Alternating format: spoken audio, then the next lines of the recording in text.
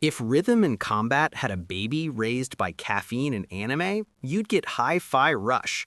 You play as Chai, a wannabe rock star who literally fights to the beat of the background music.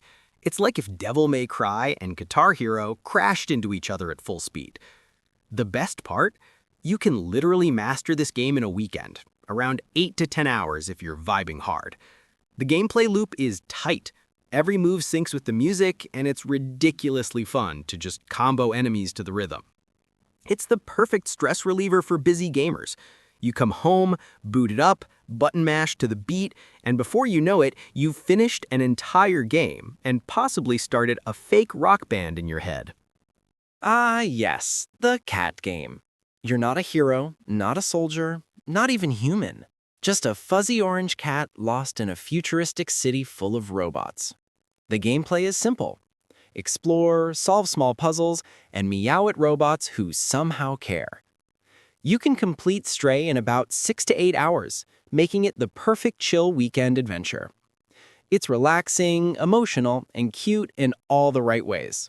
Also, knocking over bottles for no reason? Instant serotonin. If you've ever wanted to know what it's like to be an adorable chaos machine in cyberpunk alleyways, Stray is your calling. This game is short, haunting, and slightly traumatizing in the best way possible. Little Nightmares 2 makes you feel small and scared in a world that clearly hates you. It's around 5 to 7 hours long, perfect for a spooky weekend binge. The creepy visuals and twisted sound design make it unforgettable. Every area looks like it was designed by a horror-loving Tim Burton on 2 hours of sleep.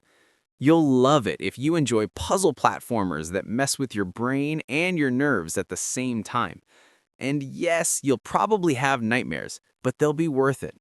Minimalism at its absolute best. Inside has no dialogue, no tutorials, just you, a boy, and a bunch of messed up science experiments. It's weird, artistic, and brilliant. You can finish it in under 5 hours, but it'll stick in your head for days. The ending? Straight up, what the hell did I just witness energy. It's one of those rare indie games where less really is more. Every puzzle feels satisfying, every visual detail feels intentional. A perfect weekend game if you want something short but unforgettable. Resident Evil 3 Remake isn't long. You can beat it in 6 hours or less, but it's one hell of a ride. Jill Valentine versus Nemesis? Pure chaos. The game looks gorgeous, plays smoothly, and doesn't waste a second. The city is crawling with zombies, ammo is scarce, and Nemesis literally chases you through walls. It's intense, cinematic, and short enough to finish before Monday morning dread kicks in.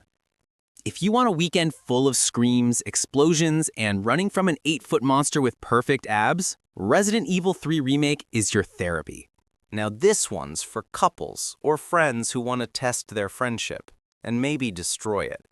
It Takes Two is a co-op adventure about two parents turned into dolls trying to fix their relationship while surviving absurd puzzles.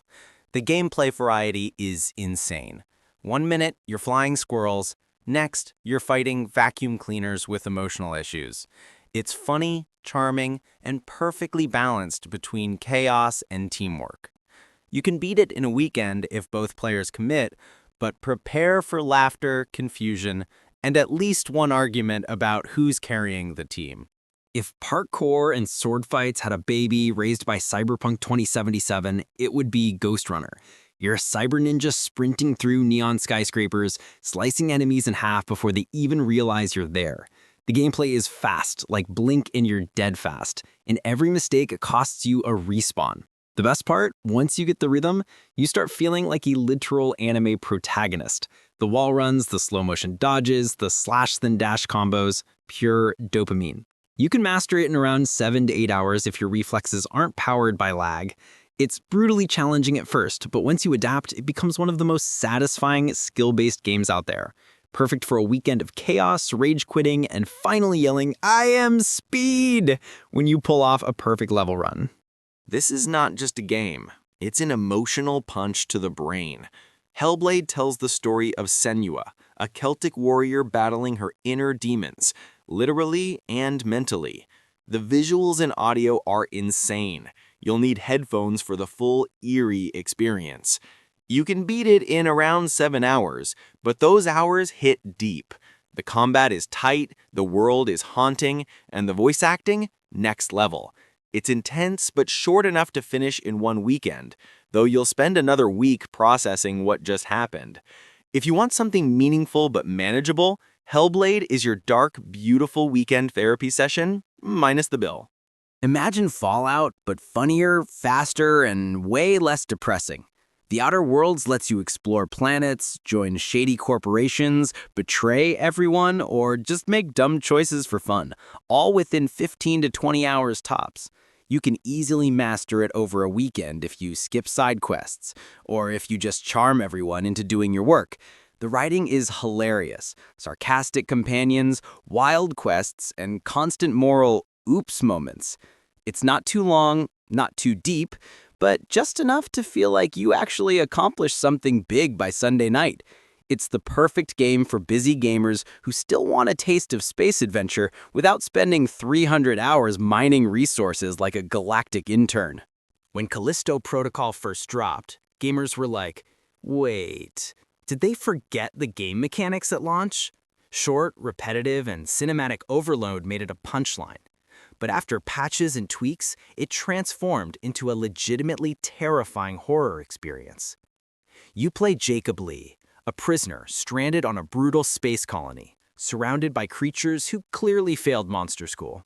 The combat is tense, every corridor is claustrophobic, and alien monstrosities jump out when you least expect them, often right when you're checking your inventory. That's right, inventory panic plus alien terror equals pure chaos.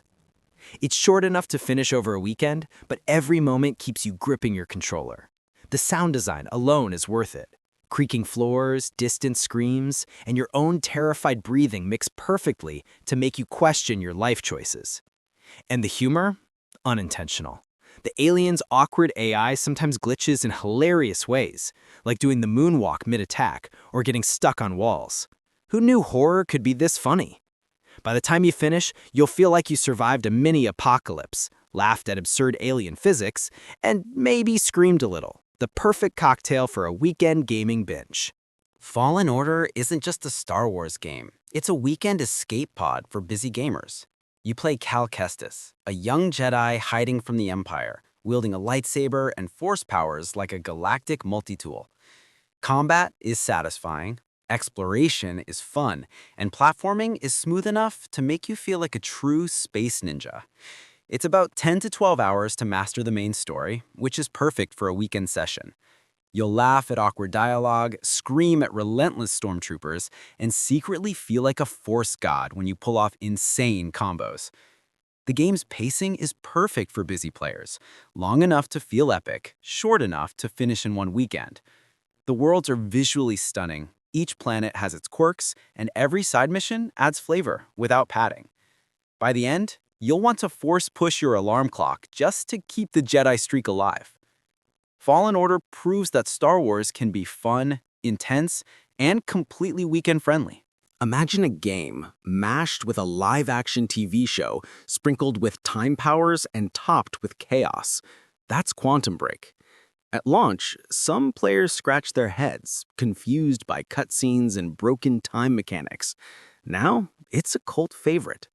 You control Jack Joyce, bending time to dodge bullets, freeze enemies, and occasionally break your own brain with paradoxes.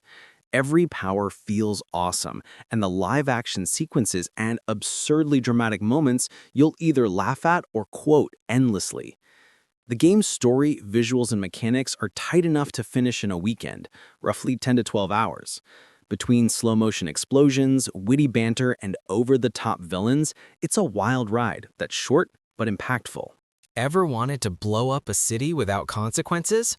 Red Faction Guerrilla is your playground. You're a freedom fighter with an arsenal designed to demolish, crush, and incinerate everything.